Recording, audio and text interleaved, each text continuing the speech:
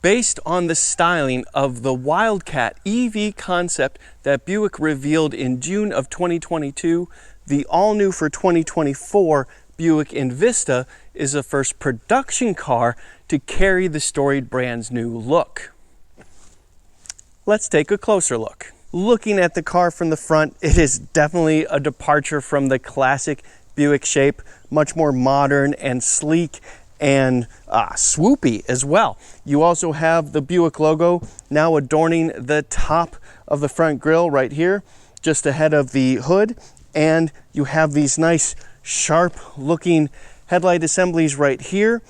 And this is an evolution of what Buick calls its signature wing lighting, and I do think it's a good look, and it does definitely follow the trend of the narrower, more squint-eyed looking headlamps. This is an LED checkmark light on top, and then you have more lamps down low. We also have this nice chrome piece on either side of the grille, which is pretty darn low. Half of it is blanked out, but this is actual grille, actual pass-through right here. ST for Sport Touring, this being the Sport Touring trim, but then more of this polished metal look down here before we get a little gloss black right at the base.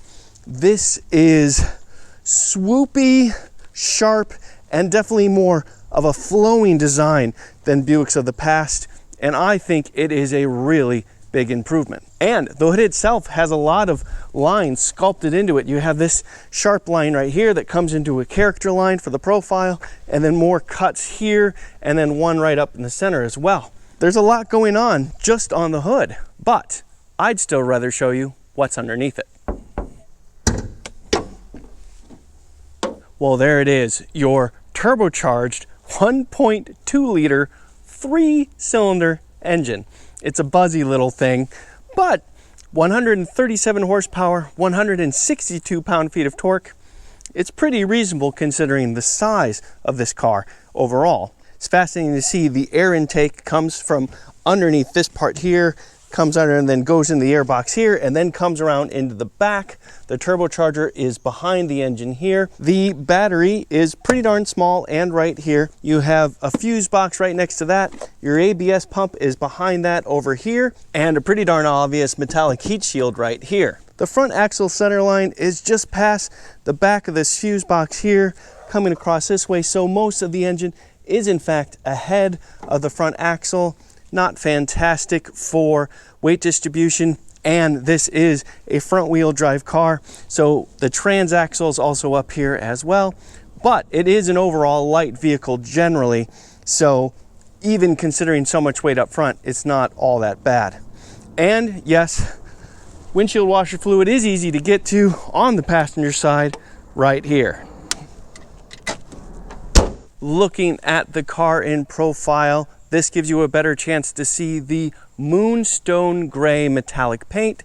This is a $495 optional color. However, there's only one standard color for the Envista, and that is called Summit White.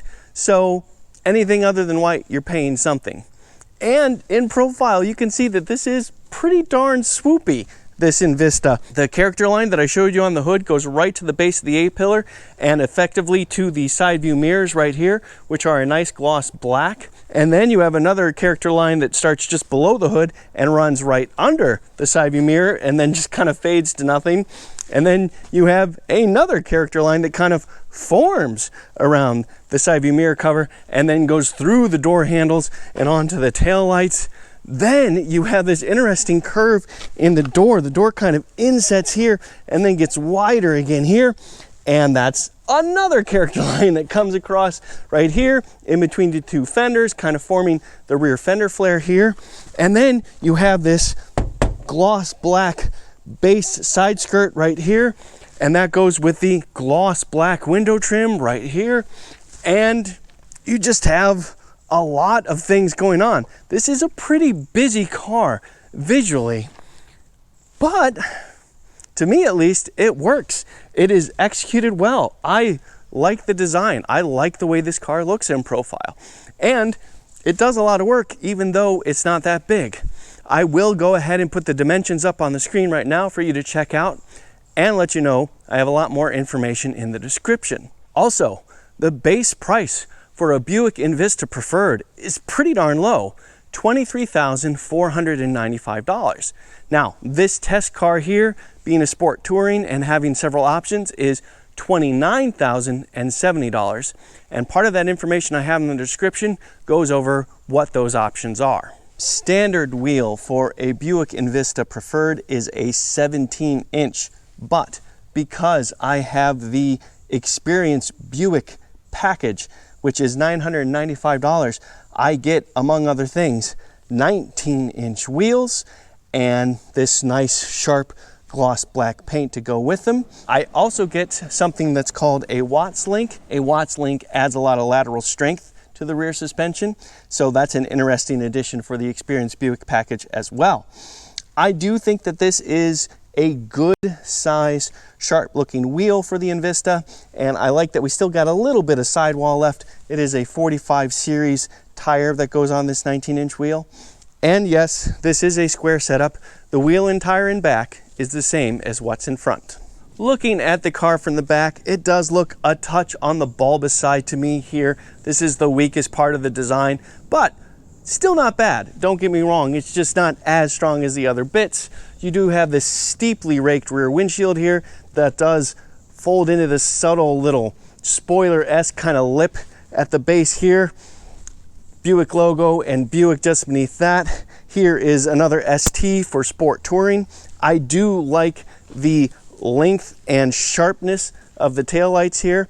I think that is a strength. And it's got this little reflector lamp down here and another one down here. Here's more gloss black for the license plate and then more of that polished metal look beneath that before we get to more black beneath that. And one thing that Buick does that I definitely appreciate, no fake faux exhaust tips here. We just have one tip beneath on the driver's side hanging out just as it should be. Because we have the Convenience Package 2 as part of the Envista, a $595 option, we have a power liftgate that you saw there, which is lovely. And it reveals 21 cubic feet of cargo space behind the second row and nice easy access to get to it. Nice little built-in privacy panel for that as well. And it's relatively wide considering everything. And you do have a little bit more storage under the floor as well as a compact spare tire. And if you need more than 21 cubic feet of storage, that is easy to do. Pull a couple levers and release the privacy panel if you'd like, and you get 42 cubic feet of storage and enough space for you and a passenger. And I think enough space for my bike, but this looks kind of close, but let's find out. Oh boy, it's smaller, but it's wide enough without much trouble. And the seats fold pretty, oh yeah, that's actually pretty easy. Pleasantly surprised.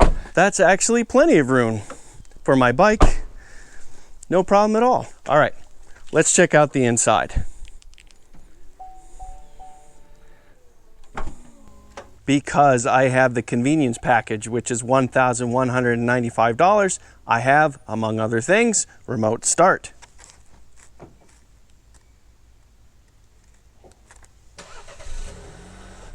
The interior color for the Sport Touring Envista is black with Santorini blue accents. These guys that you see right here going throughout. But overall, it must be said this is an awfully dark interior. I would prefer something lighter myself. That said, I am 5 feet 11 inches or 181 centimeters tall, and I have a good 6 inches of knee room. I have pretty high seat bottom, so decent thigh support, and headroom too, despite having a moonroof, which is up there.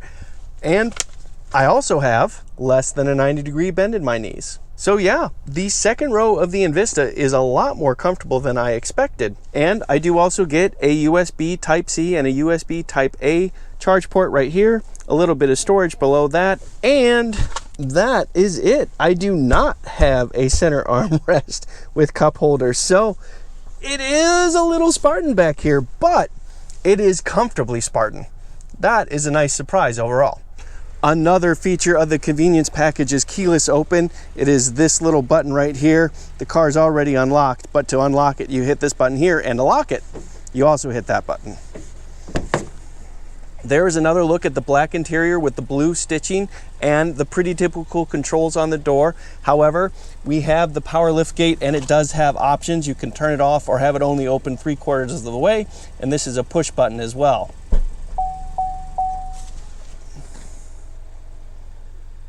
Another feature of the convenience package is 10-way power adjustable seats, including seat height, seat back, and lumbar adjust. You do also get manually adjusting tilt and telescope right there, and your headlights to the left of the steering wheel, but that's about it. The steering wheel itself is actually a flat bottom wheel right here, and it's got this nice little polished metal accent right here, Buick logo right there. But the rim is actually a bit on the thin side. I wish it were a little bit thicker. That said, I do like the contours in it, and I do like the size of the wheel. And you do also have pretty typical media controls on the right, cruise control options on the left. I'll go over that in a bit more detail later. The convenience package also provides us with a heated steering wheel and heated front seats as well. I did start the car remotely, so to officially light everything up, standard equipment is an 8-inch digital instrument cluster and an 11-inch center display, and the two are connected with this one piece right here, and it is a nice and clean look. Part of the center display includes standard Android Auto and standard Apple CarPlay, and it is wireless. Beneath that, you get a single zone climate control system right there, and because I have the convenience package too, I get a wireless smartphone charger right there, just beneath another set of USB Type-C and USB Type-A charge ports, and convenience package 2 also comes with rain sensing windshield wipers. Beneath that, this is a button to turn on and off auto stop start, and this is the button to turn on and off lane centering. I'll talk about that more when we get to the highway drive. Below that, we have a pretty typical Prindle right there and two nice and deep cup holders, and here is our button for the electric park brake next to a small tray right there and some more storage behind that. And it does go pretty darn deep.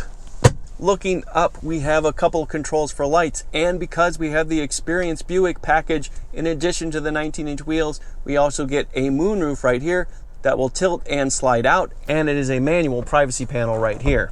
The Buick Envista does get an acoustic front windshield to help block out some noise, make it a little bit quieter on the open road, which is an indication of a bit of luxury in here. All right, let's talk drive modes, and it won't take long because we don't have any. We do have a way to adjust the car. We do have the ability to turn off traction control, to turn off traction and stability control, or to leave it all on, and whether those systems are on or off will change the dynamic behavior of the car a little bit, but there's not a sport mode or anything like that that I can see at the very least. And in a way, I have to say that's kind of refreshing. This is not a hot hatch. This is not a sports machine of any kind. So why add drive modes when you just make the car drive well generally? I think that's a good touch. And I have to say, generally speaking, I think this is a nice and clean and modern looking interior. So there you have it. A close look at the all new 2024 Buick Envista. This one is Sport Touring. Even with all the options included, under $30K, that's pretty intriguing. I'm Robin Warner. Thank you very much for watching.